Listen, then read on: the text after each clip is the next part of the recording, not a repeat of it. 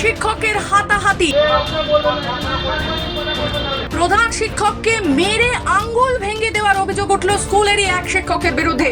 পরিস্থিতি উত্তেজিত দেখে দুই শিক্ষককে থামানোর চেষ্টা করেন স্কুলের অন্যান্য শিক্ষকেরা।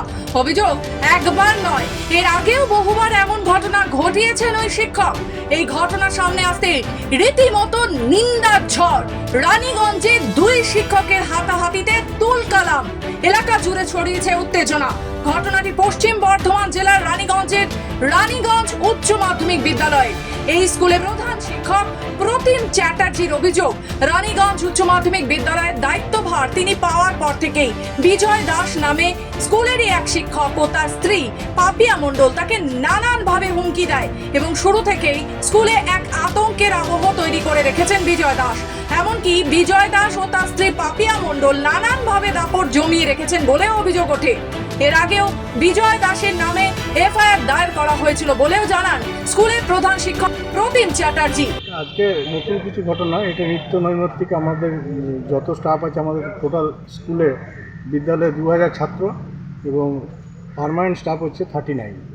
তো এটা 2014 সাল থেকে একটা আতঙ্কের পরিবেশ এই স্কুলে কায়েম করে রেখেছে বিজয় দাস, ঠিক আছে। এবং বিজয় দাসের এবং তার যে মিসেস পাপিয়া মণ্ডল, এই দুজনই হাজব্যান্ড ওয়াইফ। 14 থেকে 19 অবধি এই বিদ্যালয়ে দুজনই এমন একটা রাজত্ব কায়েম করে রেখেছিল এবং আমি জয়েন করার আগে থেকে ওরা হুমকি দিয়েছে একাধিকবার, তার প্রমাণও আছে, ঠিক আছে। এবং প্রতিদিনই প্রত্যেক শিক্ষক শিক্ষিকা এটা আতঙ্কের মধ্যে থাকে। একাধিকবার তাদেরকে নিয়ে বিভিন্ন রকম অসভ্য গালিগালাজ থেকে আরম্ভ করে ধাক্কাধাক্কিও করে। এবং মাস দুয়েক আগে আমরা একটা এফআইআরও করেছিলাম। এবং আজকে সেই একই ঘটনা পুনরাবৃত্তি, যে ক্লাস করতে যেতে বলাতে বিজয় দাস এলো, বুকে প্রচণ্ড জোরে মারলো প্রথমে, ঠিক আছে। তারপরে ধাক্কাধাক্কি করলো, তারপরেতে আবার আঙুলটা ধরে ভেঙে দিল সব শিক্ষকদের সামনে এটা। এবং ওনার আরেকটা আছে, উনি যেহেতু বাংলা ভাষার শিক্ষক, ভাষা দিয়ে ছাত্রদেরকে এমনভাবে মোটিভেট করে। 2017 সালেও কিছু ছাত্রকে ভুল বুঝিয়ে আমাদের এই বিদ্যালয়ের শিক্ষকদের উপরে হামলা করেছিল। যদিও বিজয় দাস সমস্ত অভিযোগ অস্বীকার করে পাল্টা স্কুলের প্রধান শিক্ষকের বিরুদ্ধে দুর্নীতির অভিযোগ তুলেছেন।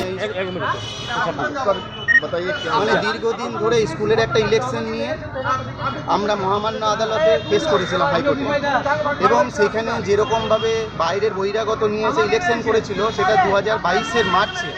তারপরের থেকে হেডমাস্টার মশাইয়ের করাপশনের বিরুদ্ধে আমরা